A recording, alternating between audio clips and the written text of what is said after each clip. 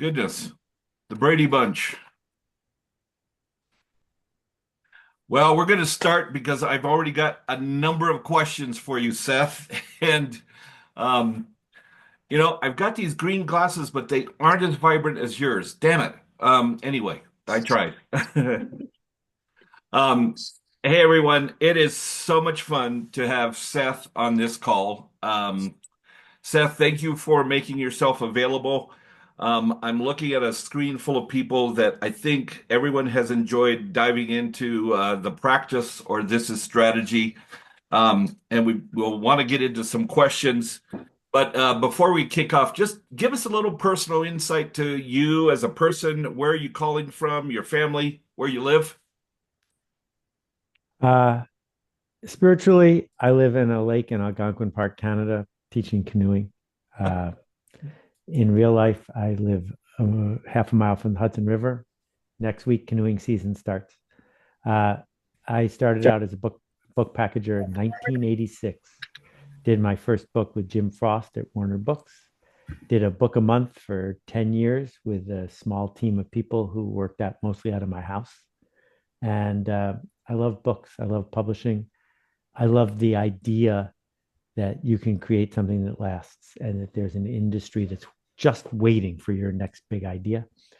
And it breaks my heart that that industry is falling apart. But the people who are in it, the editors, the publishers, and the writers, they're dear to me. So if I can help, I'd love to try.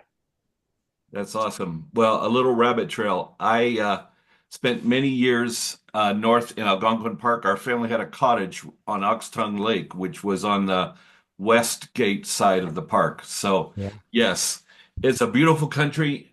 Not so much in May when the black flies are out, but it's true. It's good for the flies, but not for the people. yeah.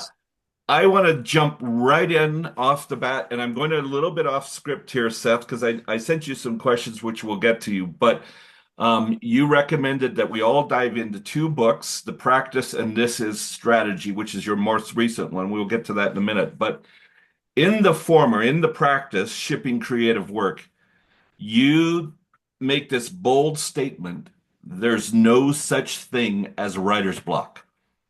Unpack this for a group of writers this morning. Well, it's interesting. You can read the history of it. It was invented by Percy Shelley, Mary Shelley's less talented spouse. And before that, it just wasn't something that, people, no one gets ditch digging block, no one gets plumber's block. Where did writer's block even come from? It came from the idea that you could write the great American novel. It came from the idea that there's a muse and that you're going to be touched by the spirits and be this vessel. And so Ernest Hemingway could drink his way through life because he needed to somehow quiet the mind to get that thing out. And I did one of my first projects with Isaac Asimov, the end of his career, beginning of mine. Isaac published 400 books. And I said to him one day, Isaac, how do you do that? And we were in his apartment at Lincoln Center, and he walked me over to this rickety table that had a manual typewriter on it. He said, look, here's the deal. I sit here every morning from 6:30 in the morning till noon, and I type. And it doesn't have to be good. There's no expectation it's going to be good. I just have to type. And what I have found is if I have to type, my subconscious says, well, I might as well type something good. And when I talk to someone who has writer's block, if I say, show me your bad writing, they don't have any. So what we need to do is realize there's no such thing as typist's block. So go ahead and type. And if you type enough, I promise you're going to write something good. That's great. That's great. You have over 20 books out there. I'm looking at several of them on your shelf behind you. Um, how did you get into that publishing and two questions, and then how has the move from a standard imprint portfolio to author's equity with Madeline and Don and team been like? So I got really lucky with my first and only job out of business school. I worked for Spinnaker Software. We invented educational computer games, and I became the brand manager for the first brand of science fiction adventure games I got to work with Ray Bradbury and Arthur C. Clarke and Michael Crichton. And this is a kid who loved science fiction, but whose English teacher wrote in his high school yearbook, "You are the bane of my existence and you will never amount to anything." And so after a year and a half of sprinting, really sprinting with that, I needed to leave to get married. And there was no software company like that in New York. So I realized that Chip Conley and I, he was 20, same age as me, so we were both 26, uh, had written a book in business school, and maybe I could get that published. And I sold it to Warner Books. That was super lucky. But after that, it was a slog. 800 rejection letters in a row. 800 times someone bought an envelope and a stamp and wrote me a letter saying no, because I had no empathy for them. I had empathy for readers and bookstore owners, but I didn't understand what was driving editors. John Boswell taught me the answer to that question, and then I just kept doing it. The first book, $5,000 advance for the first book, $3,000 advance for the second book, and I just made books that editors wanted to publish, not books that I wanted to write. And once I had enough of a track record, I could shift to the books I wanted to do because I'd earned enough trust that I could do that. Wow. Wow. That's good insight. And now you have this book with Authors Equity, which is I was just listening to Madeline talk about its format. It's quite a different style and structure than traditional publishing. Do you want to share how that has been for you? Because every author they will publish is going to have a different, it's not cookie cutter. Yeah. Okay. So I've managed to make it 7.5 minutes talking about myself, but I'm going to stop now because I didn't come here to talk about me. I came here to talk about the people on the call. The short version is uh, traditional New York publishers have surrendered completely the idea that they can make an unknown author into a hit. So, in order to get published these days, you've got to basically create enough proof that you're going to sell the first 10,000 copies yourself. Because if you can't sell the first 10,000 copies, they can't sell them. So everyone loses. Well, if you can sell the first 10,000 copies, then the book has to do the work after that. That you have to write a book that other people want to share. And book by book, my work with Penguin and Adrian and Nikki and others has been thrilling for me.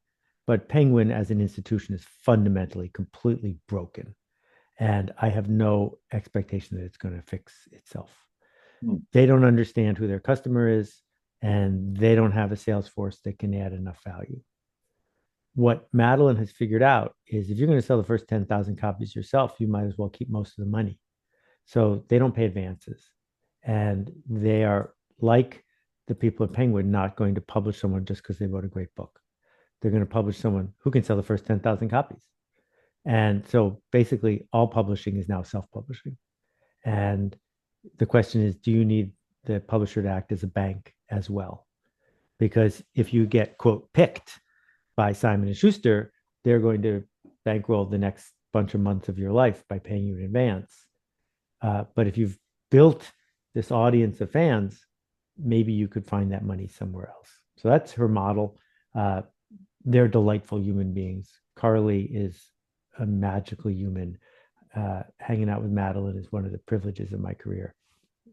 I can't say anything about it. If you get a chance and you can afford it, I think that publishing with them is a really good idea. Good. Yes, I had the privilege of working with her when I was at Random House, Penguin Random House. Let's go to This Is Strategy. You talk about four threads. Uh, Unpack those for us. Right. So if we think about the life of an author, no one's read your book, and no one who buys it will have read it before they buy it. This is very weird. Most things don't work that way. You go to the farmer's market, you can taste the chocolate before you buy the chocolate. And so, what we're seeking to do when we write a book is get a stranger to engage with a bunch of ideas. There's strategy involved in that. And the four threads are this: one is empathy. Don't try to get someone who only speaks Italian to read your book in English. It's not going to work for them, no matter how beautifully written your book is. We need to realize we are writing and publishing to people who don't understand what we understand. That's why the book exists. Number two is time. My friend James Clear has sold 28 million copies of Atomic Habits. Which were the hardest ones to sell? Well, the last 10,000 weren't very hard to sell at all. In fact, the last 10 million weren't hard to sell at all. He didn't have to do anything to sell the last 10 million. That when we think about how an idea spreads through a community, there are moments when it's easy, like a bump at the beginning when you say, this is the new book from Connor Schramm, and Connor Schramm's fans buy it immediately because they want to be first. Then there's trough because it's going to take effort to get it across the cat, and you get the idea. There's time. The third one are games. Games are any human interaction where there's scarcity involved. And the bookstore is a game because every bookstore that I've ever visited is full, which means for them to put in a new book, they got to take an old book off the shelf. That's a game. Why would they put your book in? Why would they take that book out? Amazon doesn't have that problem. Amazon has an infinite amount of space, but there's still a finite amount of attention. So again, there's a game here. Where do we find the tension to cause that to shift? And the biggest one is systems. And if you don't see the 500-year Gutenberg parentheses, that is the system of book publishing, you're going to be frustrated every single day. Book publishing is not normal. Book publishing is not rational. Book publishing is this system that has signals, and it has scarcity, and it has status, and it has affiliation. And it is never about whether you wrote a good book or not. It's just not. It's about all these other things. And your book has to be good enough to win in that system, but it is not a meritocracy. So good. And we have like a room full of questions popping up Okay. all over the place. So here we go.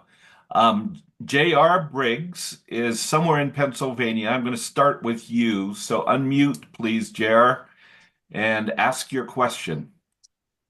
Hi, Seth. I'm curious, why do you write and what do you hope the outcome is by your readers? I used to write for a living because I could be independent without taking a lot of financial risk, working with people I liked and trusted. And I never made a lot of money doing it, but I made enough to do it again tomorrow. And I did the Stanley Kaplan test prep books. I did the Business Almanac, which was a success. I did the Beardstown Ladies Common Sense Investment Guide, which I think helped a lot of people with their finances. But then I built a software company. I invented part of the internet. Email marketing is here because of me. And then I didn't have to write for a living anymore. So I shifted and I said, I'm a teacher through and through. And this is a really cool way to teach, to create this body of work that I feel is generous because I would like people to achieve their goals. And so I've never tried since that day to sell more books. I give away the ideas in the books as often as I can in as many ways as I can. The book is just the souvenir edition. But if you want the ideas, they're all here for free. And the change I seek to make is to help people understand this moment in time is rare indeed. And, 10,000 years ago, which isn't that long ago, people were running around with sticks and picking berries. And we might be back in that future soon. So don't waste this moment of civility and possibility and do work that matters for people who care. And if I can help turn on lights to do that, sign me up. That's great. Callie Murray, joining us from Georgia. Yeah. Hey, Seth. All right, I've got Hi, Callie. a super practical question for you. So I've got my first book launch next spring. It's fiction. And from a permission marketing tribe standpoint, I've got a group of 500 people. And I know it's a small number, but I think they would do anything I ask. And so with about a year runway, practical question is, I'm trying to grow it, but how do I get the most from this? What's the ask? I know you just sold, what was it, 7 books in a bundle or something with your. Oh, so many tactics here, but I love this question. Thank you. And thanks for writing your book. Here's the first things that I think everyone should write down, a couple don'ts. Number one, don't do anything to get on the New York Times bestseller list. The New York Times bestseller list is an artifact of the 1980s and 90s. It is every week something the Times publishes knowing it is not true. It is easy to game. And if you want me to tell you how to spend $70,000 to get on the list, I'm happy to tell you. But you're better than that. And so don't uh, wreck the arc of what you're seeking to do in this hustle to get this checkbox. It doesn't mean anything. Number two, don't read your Amazon reviews. Just don't. Don't read the 5-star reviews, because if you read the 5-star reviews, a 1-star review is going to slip in there. Don't read your Amazon reviews because you're not going to write this book again anyway. And if someone gives you a 1-star review, they're not saying the book's no good. They're just saying it wasn't for them. And fine, it wasn't for you. Thanks for letting the world know you're not helping anything. My life got so much better when I made these two choices. I publicly blogged that I was done with the Times, and I turned off comments on my blog, and I haven't read an Amazon review in 5 or 10 years. Just stop. So I tell that to everybody I care about. Okay. So tactically, what's the objective here? The objective is it's your job to sell the first 10,000 copies of the book. It's the book's job to sell the next 100,000 copies. So if you really want to sell 100,000 copies, you got to write a book that's going to do that kind of work. And that's why books that are bestsellers are often the kind of books that people who like to talk about books talk about, right? If you want to write a really difficult literary novel that bums people out, please do, but it's not going to sell 1 million copies. This is not. Okay. So now you have these 500 people. How do we help them achieve their goals using your book? Because they're not going to do anything you ask. They're going to do anything you ask that helps them get what they want. That's a different thing. So if each of them joins a book club, starts a book club, engages with people who love books over the next bunch of months in preparation for your book coming out, now you've got 5,000 people who are going to read your book when it comes out, not 500 people. So I could imagine saying, I have 3 authors who really inspired me. Please start a book group, and we're going to each go through each of these 3 authors. And you can, create video for them or whatever and lead them through the 3. So when your book comes out, now there's 5,000 people talking about your book. And if you achieve that, you're halfway to 10,000. And I think that would be a great head start. Thanks, Kevin. Awesome. Let's go to Charlie in Nashville.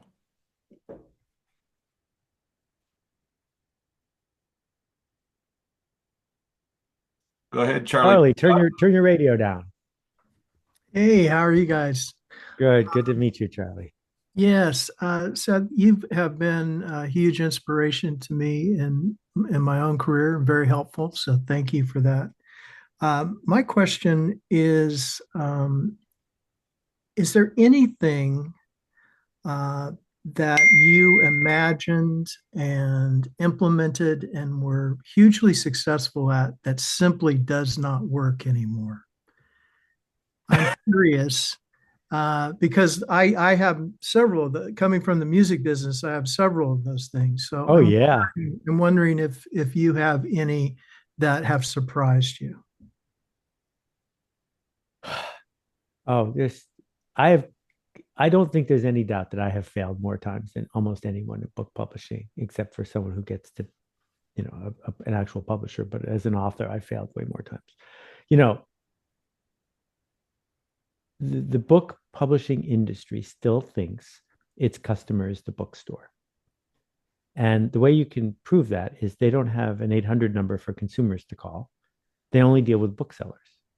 That everything they're organized, the reason a book takes a year to come out is because of the Erie Canal and how long it used to take the salespeople. No.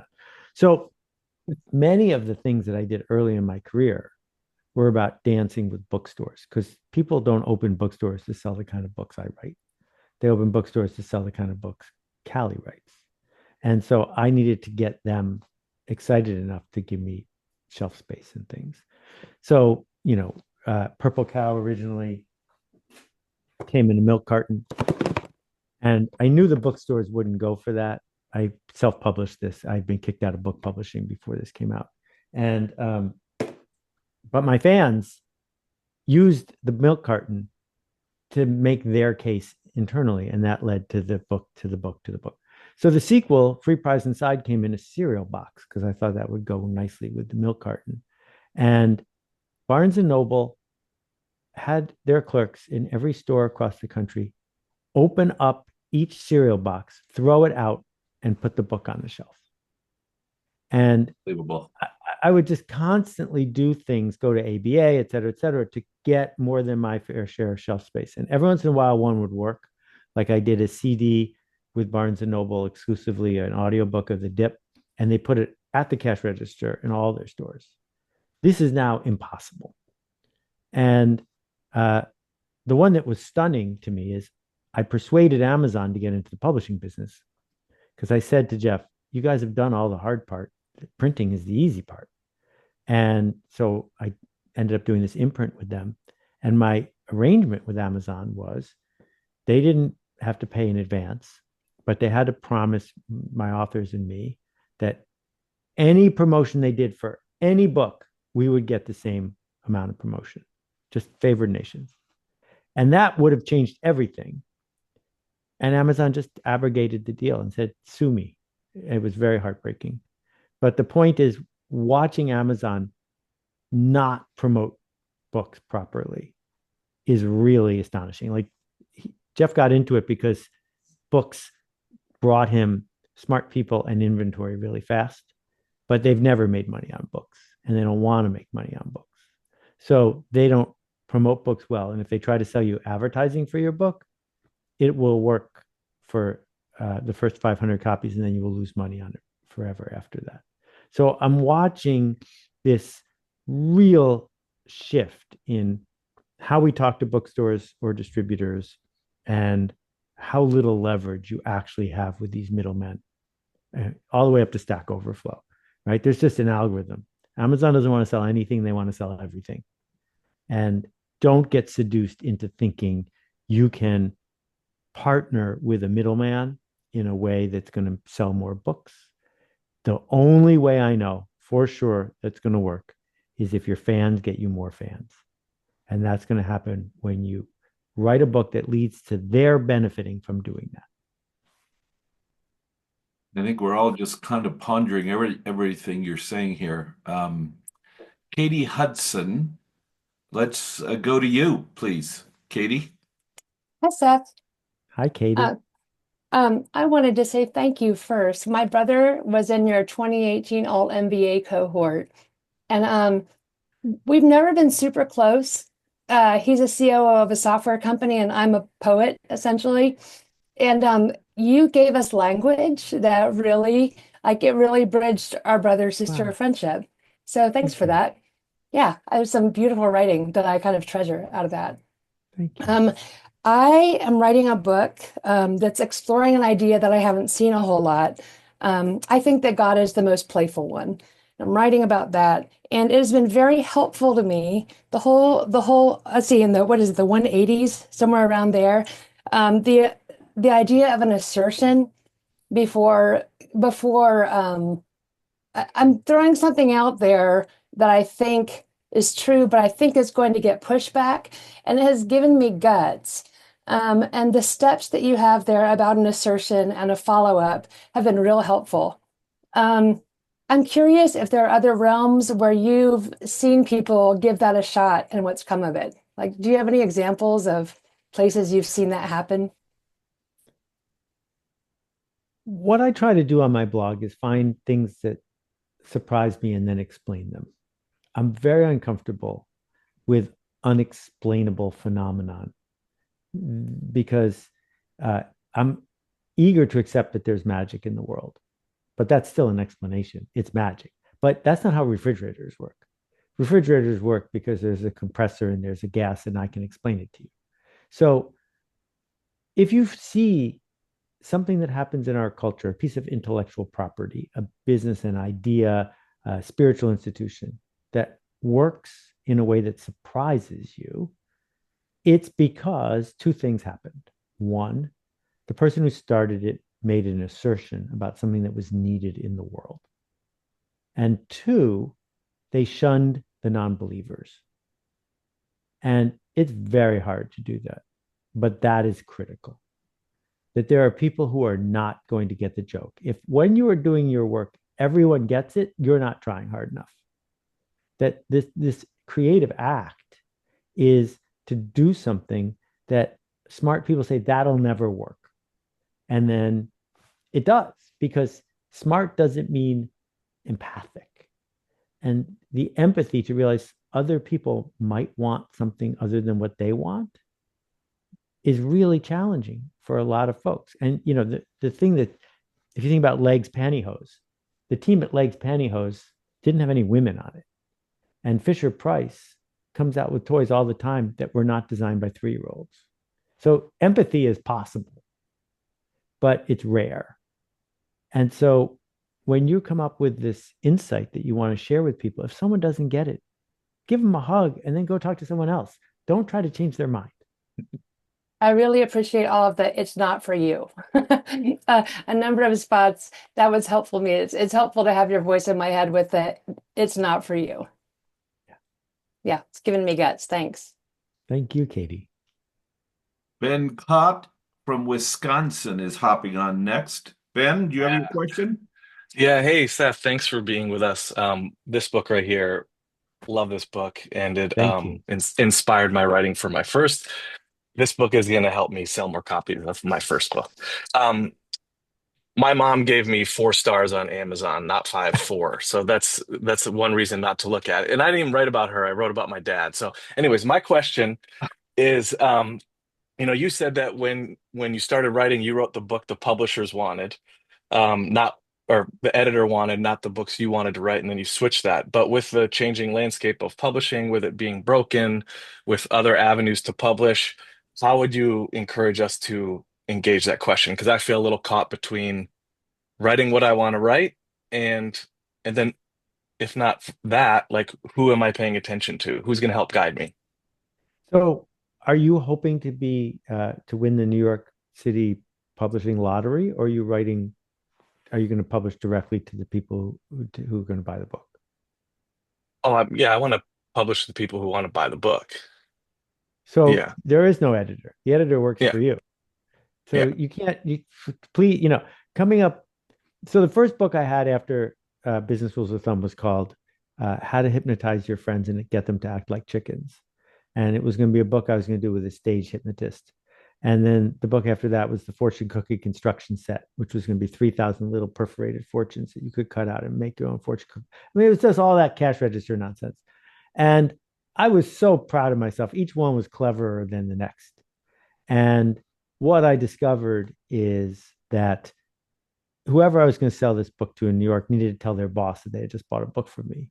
And if I couldn't give them 2 sentences that made it look okay to say that to their boss, they weren't going to buy the book from me. They needed status and affiliation, etc. So in your case, you get to skip all that nonsense. And you get to say, Well, yeah, please. can I clarify one thing? So my first publisher is actually St. Martin's Essential. That they published my first book, which was kind of winning the lottery. Thanks, Don. And I got some feedback about, yeah, anyway, like I submitted a proposal and they're like, maybe not. What's like the more entry level book? So I guess I'm kind of confused. I want to ignore their advice a little bit. They're not ready to publish me again yet because I haven't sold enough. So there's a lot more there, but maybe that's helpful to clarify. Well, it is, because even if you're going to go to St. Martin's, you've got to tell them a story that makes them believe that they're not just doing you a favor. And the question is, how are you going to put enough behind that story that a rational, thoughtful person who understands the industry is going to get on board with you? The easiest way to do it in 2025 is to say 40 million people looked at my TikTok yesterday. I think that's nonsense, but they don't think that's nonsense. And so creating the conditions for them to believe is essential if you're going to write that thing. It's easier to instead say, I already know what they believe. I don't have to change what they believe. So I can just go right there. The problem with that approach is it doesn't lead to books that A, succeed very well, and B, that make you happy. So we have way more congruence here. Charlie in Nashville has discovered that pleasing the A&R person isn't nearly as important as pleasing the algorithm or pleasing the people who are listening. So you can skip what the A&R person says now because you don't need Columbia Records to be excited. Same thing is true here. If I was starting out today, my focus would be, where's the smallest viable audience? Where's the smallest group of people who think a book is the solution to their problem? If I can find those people and earn their trust, then if I bring them a book that solves their problem, they will instantly embrace that because they know they have this problem. That is really different from creating a book for people who don't know they have a problem that the book solves, or to try to reach a really large number of people. Begin with that red hot center, and then it can grow. Thank you, Ben. Connor, you're coming in from somewhere in northern Canada. Go ahead. Hey, Seth, thank you so much for your work. It's really helped me. And this is really now becoming a follow-up to the last question because the medium of writing has less and less market share over the attention economy. You wrote Purple Cow, which I just revisited this week, and you showed us how, a purple cow was remarkable, and now it feels like the internet is filled with a million purple cows. And the conventional wisdom now is like, we need to get on TikTok and do the dances in order to reach people where they're at because the attention economy has prioritized short form video. And like you just said, if you were, my initial question was going to be, if you were starting over again, what would you do to gain traction in the attention economy? But I'll just add, because you said in your last answer there that you would focus on the people who are already looking for a book to solve their problem. And so my question was, one, what would you do if you were starting over again? If you could expand on that a bit more. And then two, what if the people that you're seeking do have a problem that they want to solve, but they're not looking to a book, they're looking to a TikTok series or an e-course, or, how do we as authors adjust to the changing conditions of this fractured and very noisy attention economy? Yeah, these are great points. And so when I started out, I would have been much happier if I could have been a game designer instead of an author. The problem with the game design business is if you write them a letter saying you invented something, they have a lawyer write you a letter saying, go away or we will sue you. They don't sit there waiting to hear from you. So it was the system of nonfiction book publishing that appealed to me because I knew how to manage projects. I knew how to think about marketing, which most of my quote competition had no clue how to do either one. And there was this industry that was just waiting for me. So if I was starting today, I wouldn't be a writer of books because books are this Proustian artifact that have magical powers and no scarcity whatsoever. There's no scarcity left. So if you have a choice and you are trying to make a living, I'm not sure building a career as an author is the way to go. But what skills do authors have? Well, we know how to tell stories and we have empathy for readers. So if I was starting today and I didn't have to make books, I would build communities. I would say, where are the 400 CFOs of the 400 most important home building corporations in America? Because they're lonely and disconnected. And if I can build a community for these 400 people, I can make $200,000 a year just doing that.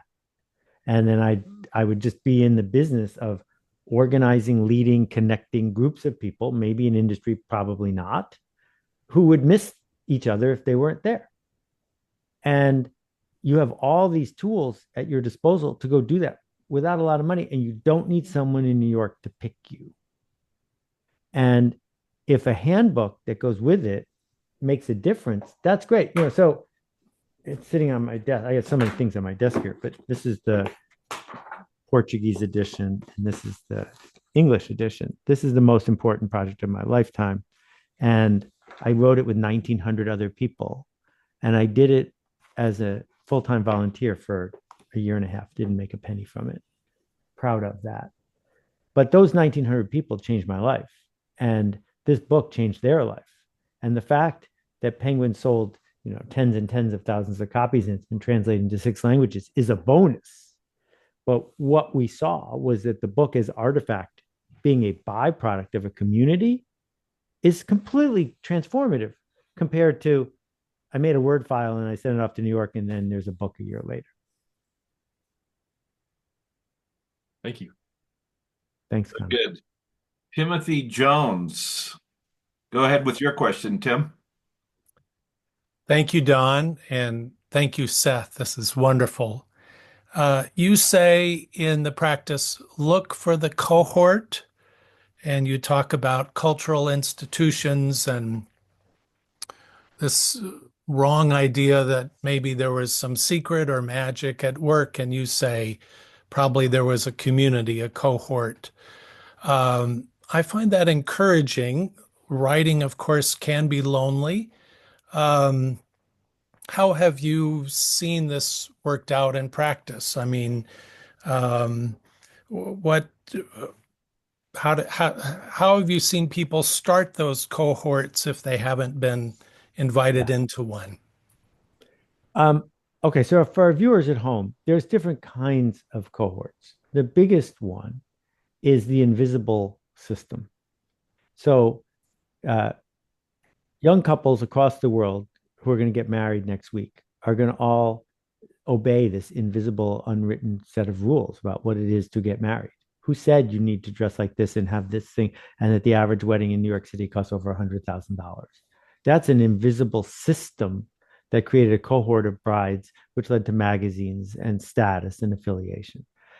The reason a book is 400 pages long is very similar to the reason that a pop single at a Nashville is 3 minutes and 30 seconds long. There's not a universal rule that led to this. There's a system that led to this a very long time ago. So with that said, there's the second kind of cohort, which are the people you will actually engage with and can surround yourself with. My friend Kevin Kelly encourages us to look for a scene. Where is there a scene happening? So Fast Company magazine 15 years ago was a scene. Walking into their office, walking to one of their conferences, it would change you to be in a place where people were making this up. The AI community right now, there's 5,000 people who are truly engaged in it at the cutting edge. That's a scene. And what's happening there is creating new culture and possibility and value. So I have tried very hard to look for scenes, and sometimes to start them on my own. I think the Alt MBA was that, but often I'll notice what's going on over there and I'll just go visit it. Because if you can embed yourself in a scene, you get to help create the rules, not just play by them. Great. Thank you. Thank you. Kyle Castro is on the screen somewhere. Join us. Go ahead, Kyle. Hey, Seth, thank you so much for joining today. My question, it's funny because Ben and Connor both kind of have similar questions, although my problem is I'm kind of part of that noise attention economy. I've always wanted to write and be an author, but I also have this hyper growth podcast on movies, basically. It's very niche, but I accidentally kind of had this following and when I got signed with Don. And now it's grown even more, and I'm attracting people like famous comedians, football players to talk about movies. And I think a lot about how to leverage that after the book gets signed. But before, is there anything that following can do to bolster, attention from publishers and things like that? And again, I kind of hate being part of this noise economy because I'm more of the writer disposition than I am the social media disposition. But that's kind of been an accidental growth point for me. So, but I would like to leverage it the best way possible, obviously. So, do you have any tips on the pre-publishing deal side as opposed to the post-publishing? Okay, so let's just decode who's it for, what's it for, what are you seeking to do? The book as artifact and souvenir of a podcast, it's probably not the most generative place for you to go.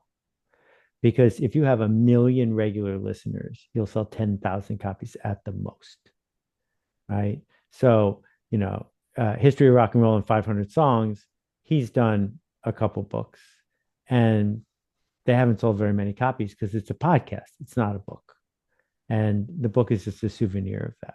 On the other hand, when you get the benefit of the doubt from 100,000 or 1 million people, and you can articulate to them why this artifact is in and of itself and needs to be in this form, and that people like us do things like this and get a copy of it.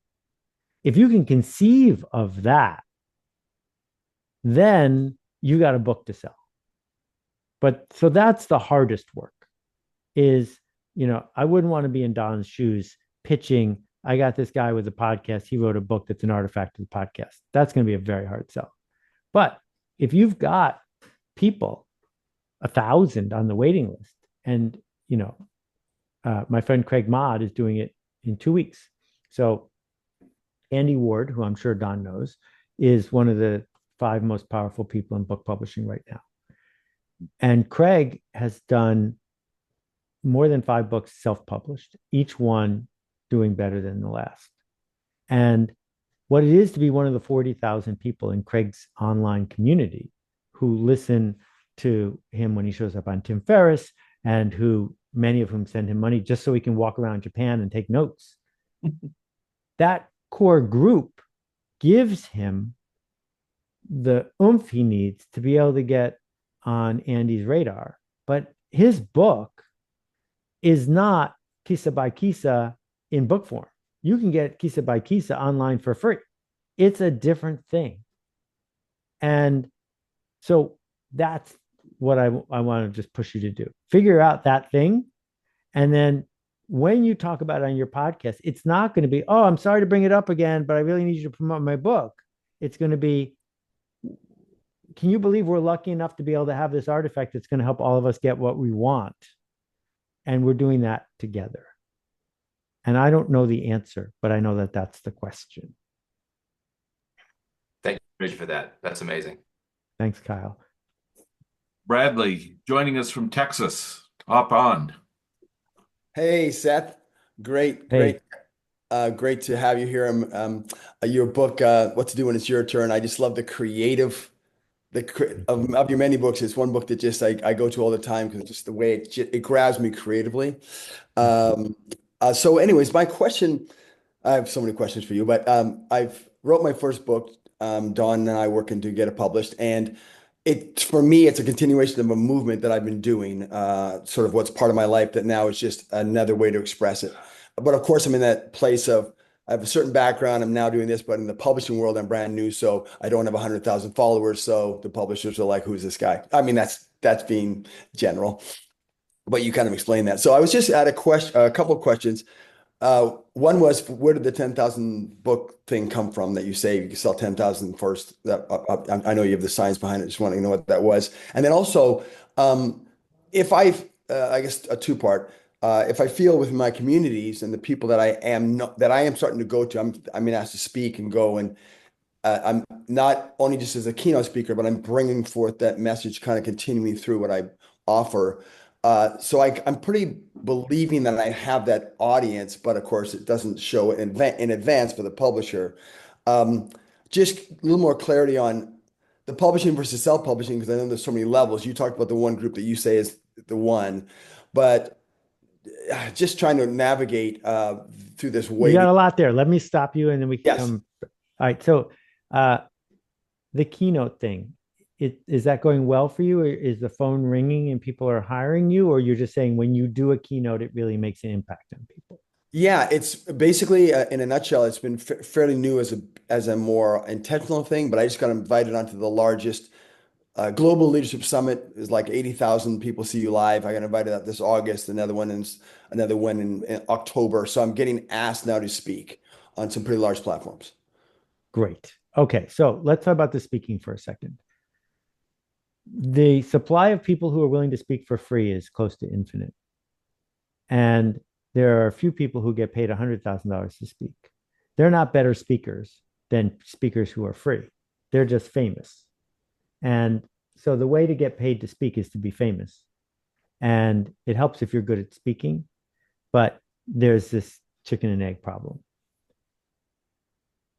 Most people who are able to make keynote speaking work were famous for something else. And then they made a book as a souvenir. I'm one of the few people who's figured out how to use books to get to that spot. But it's a really useful way to make a living, way to make an impact. And if you're good at keynotes, which I'm guessing you're very good at it, there's a path there. Sean Coyne is the person who gave me the riff about the 10,000 books. He's used to work with Steve Pressfield, who wrote The War of Art.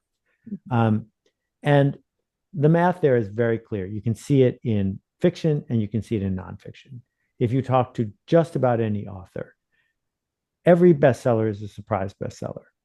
It happens organically. That's why hustling to be on the New York Times bestseller list is just one of the 5 reasons why it makes no sense. Because you have to jump the line to do that. You have to get all these people who don't know you to go buy a book. So the opportunity here is to say, I've got to do something in the world, maybe in my keynotes, maybe not, that's going to make people want me to do more keynotes. And so what Tony Robbins did was came up with the gimmick of the 50-foot long trench filled with burning coals. And he would just, rent a Holiday Inn. There'd be 100 people there. But the last thing that they did was they all rolled up their pant legs, took their shoes and socks off, and walked on 50 feet of burning coals. So when you went to work the next day and someone said, "What'd you do this weekend?" Well, you told everyone you walked on the burning coals. So it's a gimmick, but it's a gimmick that was integrated into what he was doing.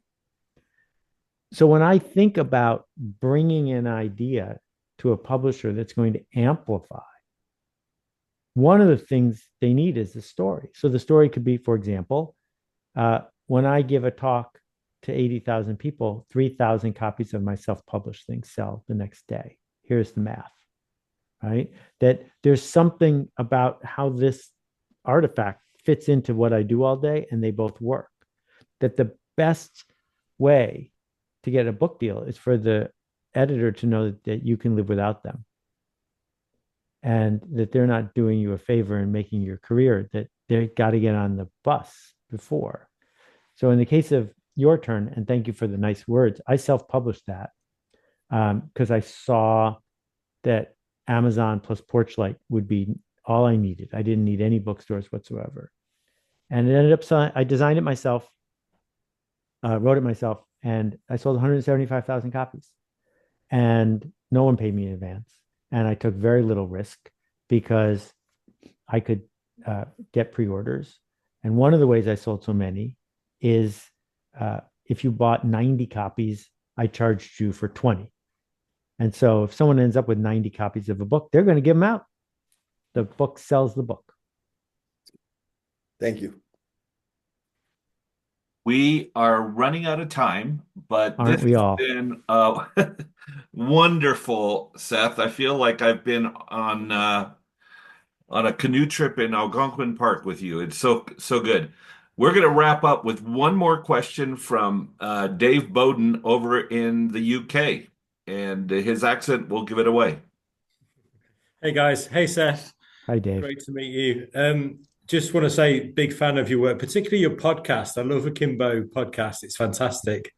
And the episode on jazz and the episode on AI are pretty life-changing. So a great recommendation for everybody. My question, I work a lot with young people, and my question to you is, what is your message to the next generation? Well, I guess it has 2 parts. The first one is I'm sorry for so many things. We can't even imagine what it's like to be the next generation. It's because all the things we assume are different. And we're doing a terrible job of teaching because we are teaching people to memorize stuff that they can look up for free. And what we need to do instead is to teach people to solve interesting problems and to lead. And so when I spend time with anybody who's generations below me, those are the two things I just come back to over and over again. You don't need my tactics. You don't need my bullet points. You just need to get from me the story that we need you and we need you to do things that haven't been done before. And we need you to do them in a way that might not work. But that's the best we can offer because I'm not here to indoctrinate you into the system because the system is changing faster than anyone can know.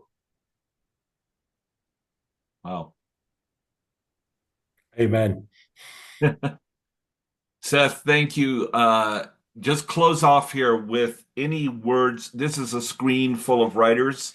Some are working on their third or fourth book. Callie is representative of her first book debuting next summer. Some still waiting for that elusive book advance or contract or whatever. Give us a word of encouragement as you say goodbye here. It's really easy to be seduced into thinking that your job is to work for the book. It's not. It's the book's job to work for you. Write things that work for you, publish things that work for you. They work for you when they open the door for other people to get to where they are going. And as soon as we free ourselves from needing to please someone we've never met and can get back to being the coach and the guide and the entertainer and the influencer that we know we are capable of, then we can do this productive work. So adopt the practice, show up and start typing and just keep typing. Seth, your books have influenced everyone on this screen, and I am profoundly grateful for your time today, for your books, for your wisdom, for your insight, and thank you. And we'll wish you farewell as you go back onto your beautiful Canadian lake. Thank you. Thanks. Go make a ruckus, everyone. everybody. See A you guys next pleasure. month.